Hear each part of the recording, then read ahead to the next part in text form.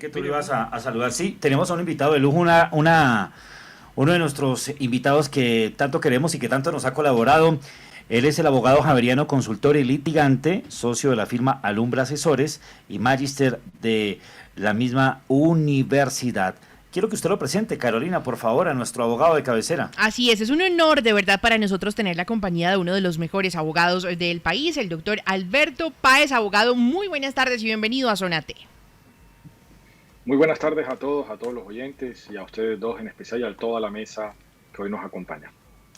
Abogado, queremos invitarlo y queremos, bueno, primero agradecerle porque nos acompañen esta tarde y segundo, tenemos una duda grandísima y estoy seguro que muchos de nuestros oyentes y es, pues cayó la cadena perpetua contra los violadores y asesinos de niños, niñas y adolescentes. Esa noticia fue la semana pasada y hasta el propio presidente de la República quedó en shock porque confiábamos nosotros que de pronto la justicia pues llegara a estar a favor de los niños que realmente son las víctimas y no pues de estos personajes. ¿Usted nos podría explicar un poco la parte jurídica, cómo es que se toma una decisión de estas?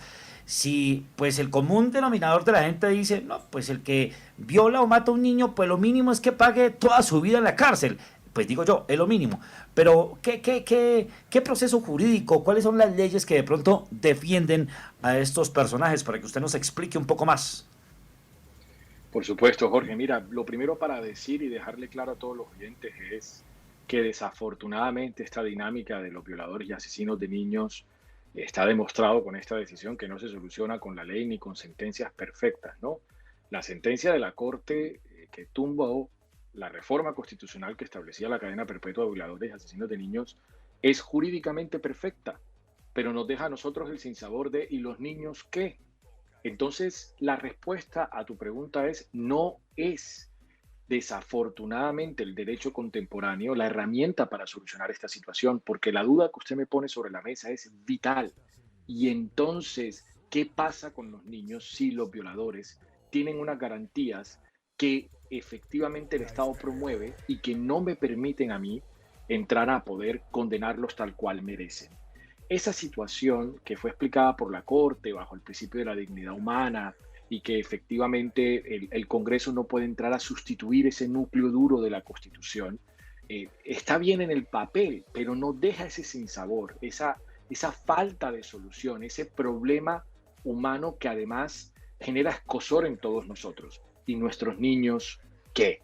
Entonces, efectivamente comparto la situación de la gran mayoría de la población, comparto el sentir del presidente de que efectivamente en este caso no es que la Corte haya fallado mal, pero sí nos genera claramente preocupación saber que es peligroso criar niños en Colombia que puedan ser fácilmente manipulados por estos criminales y que la justicia simplemente tenga estos limitantes que si bien son ajustados a la Constitución, nos genera ese sinsabor de que no vamos a tener una solución justa para un caso de esos. Claro. Abogado, le quiero cambiar la pregunta. Le quiero cambiar la pregunta. Esta mañana el general Eliezer Camacho, que es el comandante de la Metropolitana, aquí en la capital de la República, aquí en Bogotá, pues habló de unas cifras donde en 20 días la policía capturó a más de 1.500 ladrones, delincuentes, algunos en flagrancia, en fin, etc., etc. Pero entonces el propio general decía que de esos 1.500 pasaditos, más de 1.200 la policía y las autoridades tocó decirles, ¿sabe qué? Váyase para su casa.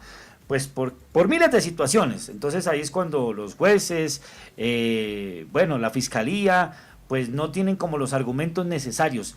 ¿Cómo es posible que si un ladrón a mí me roba mi celular con un cuchillo, con una pistola o con lo que usted quiera y la policía lo captura, pues eso no sea un motivo suficiente para que lo metan a la cárcel? ¿Cómo es el proceso judicial o cómo es que están funcionando las leyes? Usted que es abogado, explíquenos un poco.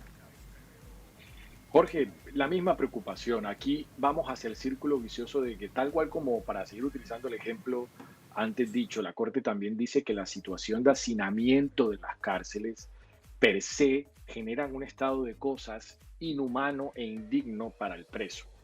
Pero volvemos al mismo círculo. Es que tienen razón. Nadie va a negar que las cárceles de Colombia de resocialización no tienen absolutamente nada. Pero, ¿y entonces qué hacemos con las víctimas de los hurtos y atropellos de estos delincuentes?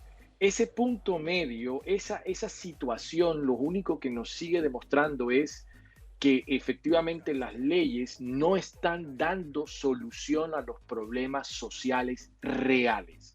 ¿Cuáles son? No puede ser que de 1.500 capturados, 1.200 vayan nuevamente a delinquir de manera inmediata. Es la burla más frentera al principio de legalidad y de justicia.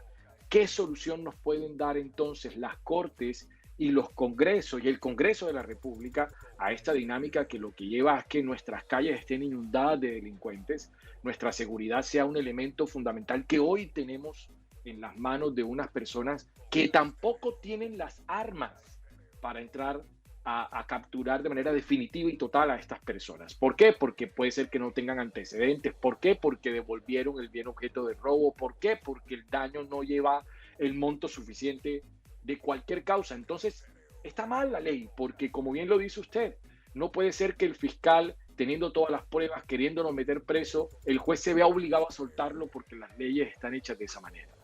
Es un círculo vicioso que tenemos que corregir y que yo esperaba que la Corte, en el caso de los niños, al menos entendiera que un fallo perfecto no protege a la niñez, que había que hacer un extra, un adicional. Ya lo ha hecho en otros casos, ya ha entrado a regular en otros casos. Pero para mí en este caso se quedó corto por una sentencia perfecta. Sí. Carolina, ¿tiene pregunta? No, Jorge, simplemente acá están comentando los oyentes, entonces, ¿qué va a pasar en cuanto, nos pregunta específicamente una oyente, entonces, ¿qué va a pasar con las personas o que ingresen a una cárcel pues por el delito de violación? ¿Simplemente van a seguir obteniendo los beneficios que hasta ahora han obtenido? Nos pregunta una oyente desde Fusagasugá. Pues mire que le tengo malas noticias. Lo que tenemos es delincuentes detenidos. La semana pasada cayó un entrenador de fútbol que abusó de un menor en un bus. La semana antepasada, un viejo que utilizaba, y digo la palabra viejo porque es que es increíble, que un abuelo utilice a su propia nieta para generar este tipo de abuso, grabarse y luego vender la pornografía infantil. Hace poco fue descubierto también un niño que violaba a su propia hermana y fue el propio papá el que lo puso en entredicho. Hoy a estos delincuentes les aplica la ley anterior. Hoy no tienen posibilidad de ser condenados como lo intentó hacer la reforma constitucional, y hoy les aplican todas las normas que hasta hoy le han aplicado a todos los violadores hasta el día de hoy. Es decir, esta gente, dependiendo de lo que se logre probar en un proceso, va a terminar como cualquier otro. Puede que terminen con una condena si aceptan cargos sin posibilidad de rebaja, pero no van a tener esa sanción que todos necesitamos que tengan.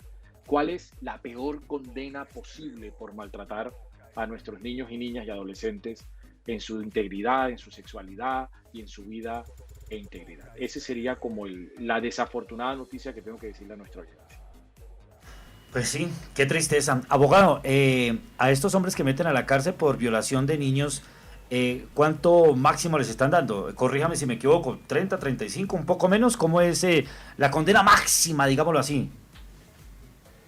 Pues históricamente tenemos al violador y asesino Luis Alfredo Garavito, que creo que es como el tema más emblemático, y como se dieron cuenta cuando intentó salir después del tiempo que mencionas, pues la fiscalía nuevamente le volvió a iniciar por un caso nuevo que apareció para que volviera a entrar, y hoy está sufriendo un tema de salud tratando de buscar la manera de salir.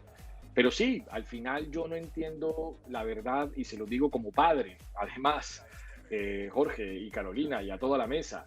A mí no me devuelven a mi hijo con 35 años de cárcel. Si a mi hija le llegan a afectar su integridad sexual o su integridad física o a matarla, yo no sé qué pasaría de mí si me encuentro con ese asesino en la calle, así hayan pasado 30 años. Claro. Eso es lo que no estamos entendiendo, y creo que fue lo que, por muy perfecta que sea la sentencia de la Corte, no logró con esa empatía entender cada uno de los magistrados. Abogado, pues como siempre, nos encanta tenerlo aquí en Zona T a través de Toca Estéreo para todo el centro del país. Por favor, regálenos sus redes sociales o de pronto algún oyente quiere hacerle alguna consulta, ¿a dónde lo pueden comunicar? ¿Dónde se pueden conectar con ustedes? Jorge, y a todos los oyentes, como siempre, ustedes me encuentran en @AlbertoPaisB, en Instagram, en Twitter, y a mi oficina de abogados en @AlumbraAsesores, también en Twitter, también en LinkedIn, también en Instagram. A cualquiera de esas direcciones me pueden escribir por interno y estaré respondiendo todas sus dudas durante la próxima media hora a todos los oyentes de Toca. Pues él es el abogado Alberto Páez, abogado javeriano, consultor y litigante, socio de la firma Alumbra Asesores, magíster de la misma universidad. Abogado, como siempre, un placer, feliz tarde y gracias por acompañarnos. A ustedes, gracias por la invitación.